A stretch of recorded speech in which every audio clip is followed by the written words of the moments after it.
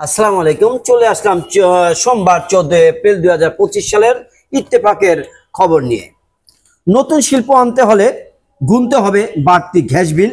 এপ্রিলে নতুন দর কার্যকর, নতুন বিনিয়োগ অনুৎসাহিত হওয়ার আশঙ্কা। তাপস নিঃশ্বাস বায়ে মুমূর্ষের উড়ায়। আজ পহেলা বৈশাখ 1432। আমরা ভুল করলে স্বীকার করে শুধরে নেই।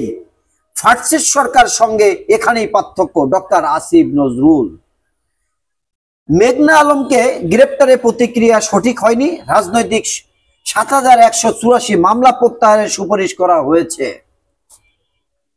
পহেলা বৈশাখ সম্প্রীতির প্রতীক, সর্বজনীন এ উৎসব সবাই অংশ নিন। প্রধান উপদেষ্টা। বৌদ্ধবিহারে সম্পত্তি ভবন এর ভিত্তিপ্রস্তর স্থাপন।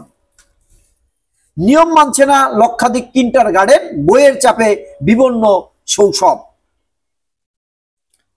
দুই একটি পণ্য নয়, পুরা শুল্ক প্রত্যাহার করতে হবে। যুক্তরাষ্ট্রকে বার্তা চীনের।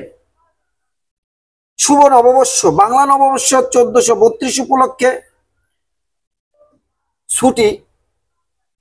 দৈনিক ইত্তেফাক অফিস বন্ধ থাকবে, সুতরাং কাল মঙ্গলবার দৈনিক ইত্তেফাক প্রকাশিত হবে না।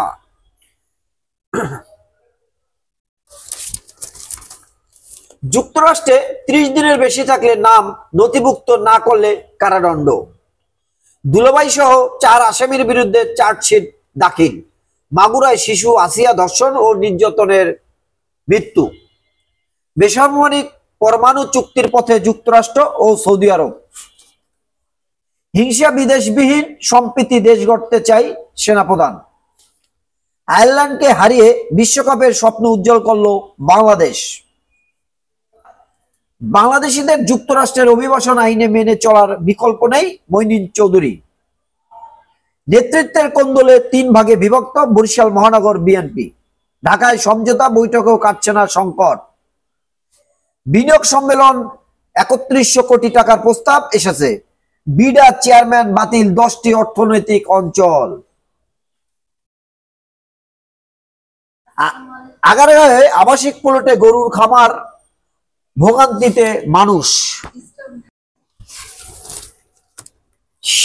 সেনাবাহিনীর প্রধান জেনারেল ওয়াকুলুজ্জামান বলেছেন, হিংসা সংবাদ সম্প্রতি মানুষের প্রতিটি ভালোবাসা, হিংসা বিদেশবিহীন দেশ, এটাই আমরা গড়ে তুলতে চাই।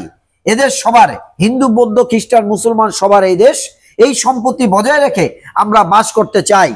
গতকাল রবিবার ঢাকার মেরুলবাড্ডা আন্তর্জাতিক বৌদ্ধ বিহারের সম্প্রীতি ভবনের ভিত্তিপ্রস্তর স্থাপন অনুষ্ঠানে তিনি একথা বলেন। সেনাপ্রধান বলেন, পার্বত্য চট্টগ্রামে শান্তি বজায় রাখতে সেনাবাহিনী সর্বদা প্রস্তুত এবং এজন্য যা কিছু প্রয়োজন তা করতে তারা অঙ্গীকারবদ্ধ। সমগ্র দেশ সম্পত্তি রক্ষার জন্য যা কিছু করতে হয় সেটা করতে সদা প্রস্তুত থাকব। জেনারেল ওয়াকুলুজ্জামান বলেন, আমরা সবাই মিলে এই দেশ ও জাতিকে একটা শান্তির জায়গায় নিয়ে যেতে চাই। প্রিয় দেশবাসী, ব্যস্ততার কারণে যারা পেপার পত্রিকা পড়তে পারেন না, দেশের খবর জানতে পারেন না, তাদের জন্য আমার এই আপ্রাণ চেষ্টা। এই চ্যানেলটাকে আপনারা সাবস্ক্রাইব করে রাখতে পারেন।